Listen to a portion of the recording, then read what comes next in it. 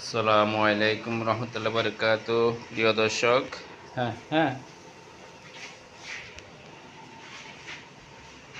তো প্রিয় দর্শক, আমি আজকে এখানে আমার রান্নার আয়োজন করছি। মাদ্রাসার ছাত্রদের দুপুর রান্নার আয়োজনটা করতেছি।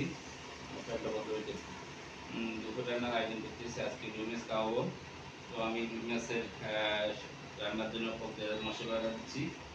তো ভিডিও দেখতে থাকুন। এখানে আমি চোখ দিয়েছি, পেঁয়াজ দিয়েছি। তো এখন আমি এখানে আদা বাটা রসুন বাটা দিচ্ছি। এখন আমি এখানে আদা বাটা রসুন বাটা দিচ্ছি।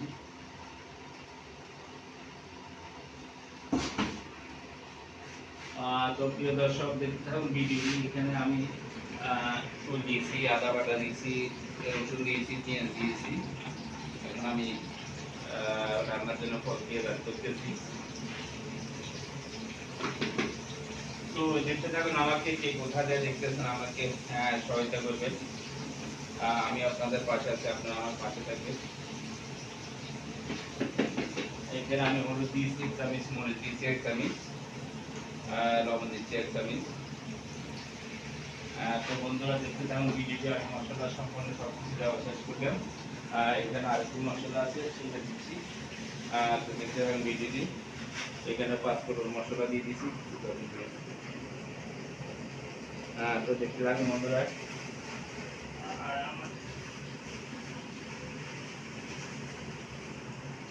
এখানে কয়েকটা সাদা দিয়ে দিলাম।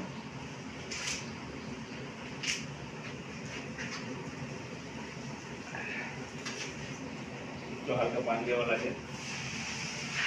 প্রিয় দর্শক, তো দেখতে থাকুন। আমি এখানে মাছটা রান্নার জন্য এখানে সমস্ত মশলা দিয়ে দিচ্ছি এখানে।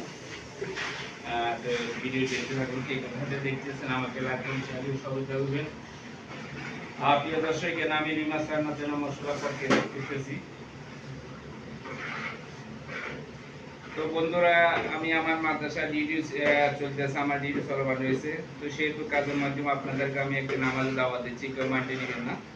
তো যারা 5 ওয়াক্ত নামাজ পড়েন তো ভালো কথা, নামাজ পড়ুন। যারা পড়েন না, আমার বন্ধু বান্ধব প্যানেলিস্টান সবাইকে দাওয়াত দিলেন নামাজ পড়ার জন্য। তো বন্ধুরা, দেখতে থাকলে এখানে আমার সমস্ত মশলা দিয়ে দিচ্ছি। এখন আমি মাছটা ঢেলে দেবো।